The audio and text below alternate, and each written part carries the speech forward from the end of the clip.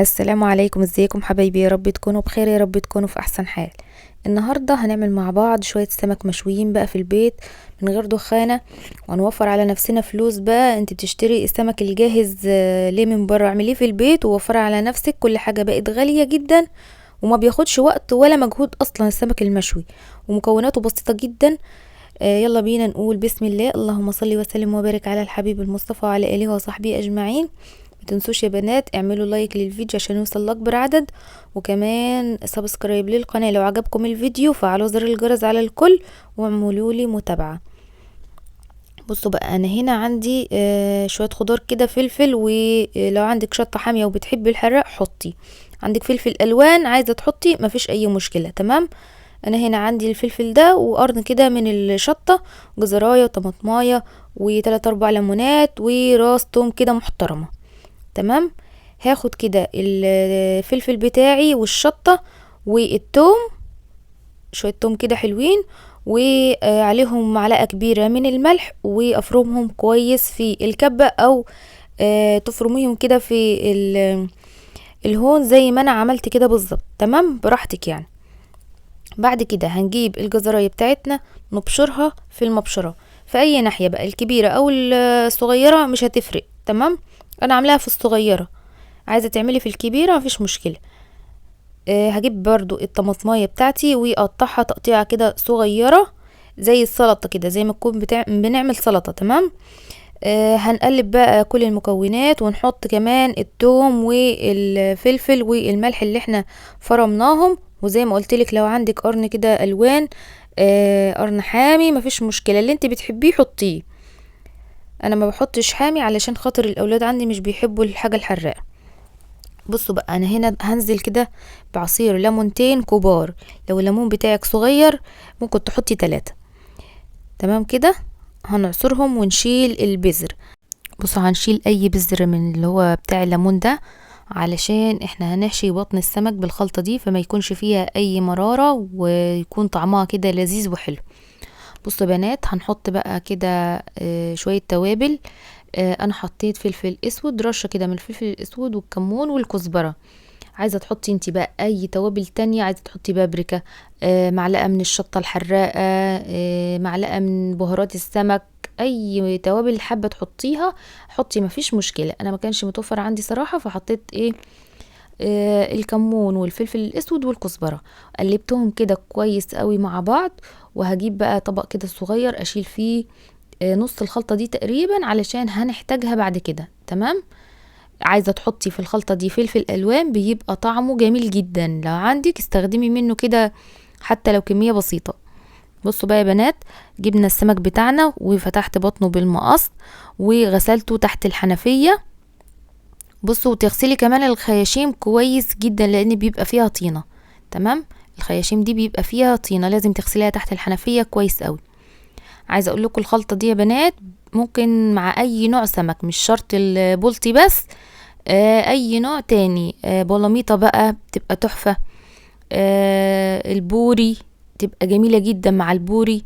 عايزة اقول لكم اي نوع سمك انتي حباه استخدميه. تمام. شلنا كده جزء من الخلطة وجبنا الردة بتاعتنا او النخالة دي يا بنات متوفرة عند اي عطار وسعرها رخيص جدا. لو جبتي حتى ب5 جنيه هتعملي منها كذا مرة. وبعد ما تعملي شيليها في قلب التلاجة في علبة كده، ما بتبصش وهي في التلاجة. يعني لو قعدت عندك شهر 2 في التلاجة، لو قعدت عندك سنة في التلاجة ما بتبصش، بس لو سبتيها برا التلاجة ممكن تلاقي فيها سوس. تمام.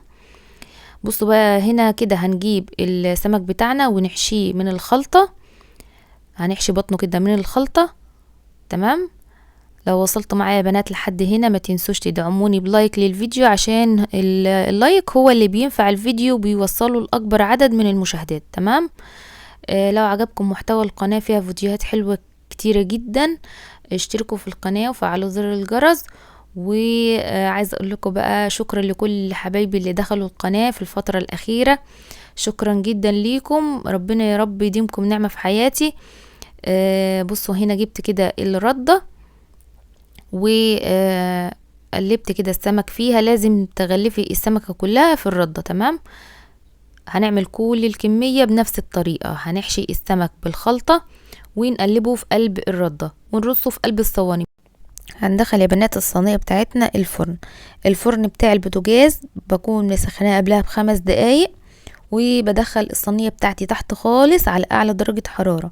لو الفرن بتاعك بيولع من تحت ومن فوق ولعيله من تحت ومن فوق مع بعض. لو بيولع من تحت بس حطيه من تحت على اعلى درجة حرارة تحت خالص، وبعد ما يستوي من تحت قبل ما تطلعيه دخليه كده حطيه تحت الشواية برضو 10 دقايق.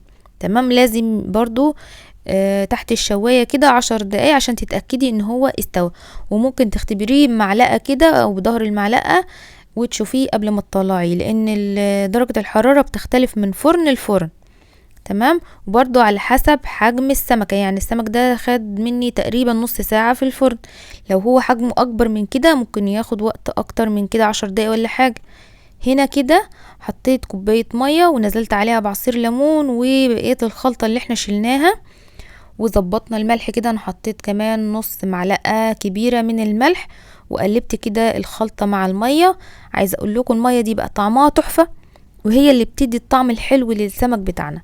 فانتي ظبطيها كده، ظبطي الملح بتاعها، وعايزة تحطي اي توابل فيها مفيش مشكلة، بس الخلطة فيها التوابل بتاعتها.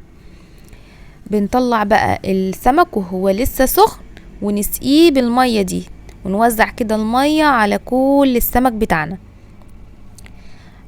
بصوا يا بنات، خدوا لكم جولة كده في القناة، فيها فيديوهات حلوة جدا هتعجبكم. وما تنسوش اللايك يا بنات، واعملوا لي مشاركة للفيديو.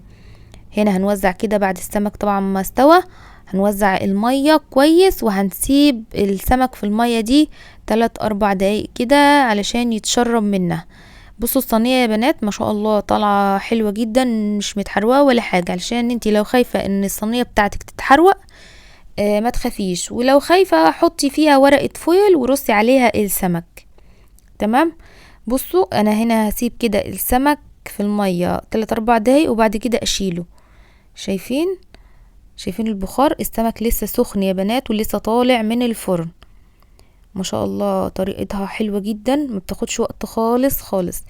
اهم حاجة امشي بس بالطريقة ديت وهتعجبك، وما فيهاش اي دخانة ومش هتعمل اي ريحة في الشقة نهائي. لو عجبكم الفيديو اكتبولي في الكومنتات حتى لو قلب، واعملوا لي لايك للفيديو. وما تنسوش بقى يا بنات اشتركوا في القناة، وكمان اعملوا لي مشاركة كده مع اصدقائكم للفيديو عشان يوصل لاكبر عدد. وشكرا لكل حبايبي اللي اشتركوا في القناة. شايفين السمك بتاعنا دايب اهو ما شاء الله.